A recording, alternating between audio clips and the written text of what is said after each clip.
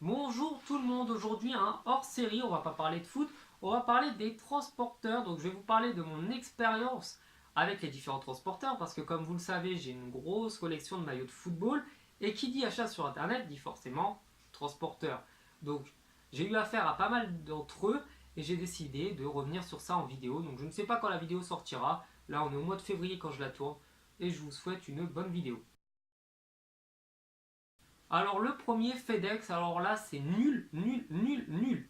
Faut pas passer par eux. Là clairement, je déconseille, c'est complètement pourri. Donc moi ils m'ont mis quasiment 10 jours à me livrer un colis qui était à Paris. Donc le truc était arrivé à Paris, il a mis 10 jours pour être livré chez moi.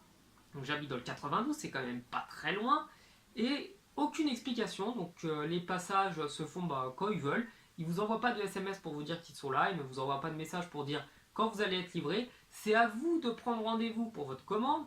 En prime, quand ils annulent le rendez-vous, ils le font à 10h pour vous dire qu'à 11h ils ne seront pas là et ils ne vous redonnent pas de date. Donc bref, c'est du gros n'importe quoi, faut pas passer par FedEx.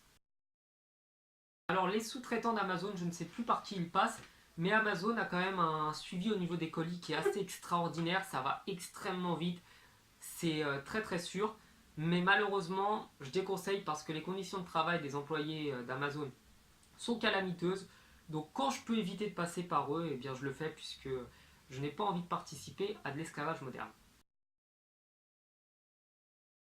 DHL, alors j'ai eu affaire à eux, ça va, dans l'ensemble ça se passe pas trop mal, vous êtes livré plutôt assez vite, et il y a moyen, il me semble, eh bien, de se faire livrer en point relais, donc ce qui est encore la chose la plus facile pour éviter d'avoir à être bloqué chez soi pour récupérer son colis. Colissimo, pour moi, c'est les plus sûrs, c'est rapide, c'est efficace, ils mettent ça dans votre boîte, il n'y a pas de problème, les facteurs ne s'amusent pas à piquer dans les colis, votre colis est quand même très très bien suivi, vous savez en temps et en heure à quel endroit il se trouve. Donc pour moi Colissimo est encore ce qui est le meilleur, c'est le moins cher et quand même le mieux. Après au niveau des conditions de travail c'est un petit peu comme tous les livreurs, donc ça va être la poste qui va le faire et là c'est des rythmes assez soutenus. Mais dans l'ensemble, d'un point de vue général, je pense que Colissimo est quand même le meilleur au niveau du rapport qualité-prix. UPS, alors là, c'est la classe à l'état pur. Donc, je sais que ma mère qui travaille pour un laboratoire a souvent affaire à eux. Et généralement, il n'y a pas de problème avec la marchandise. Donc, c'est livré en temps et en heure.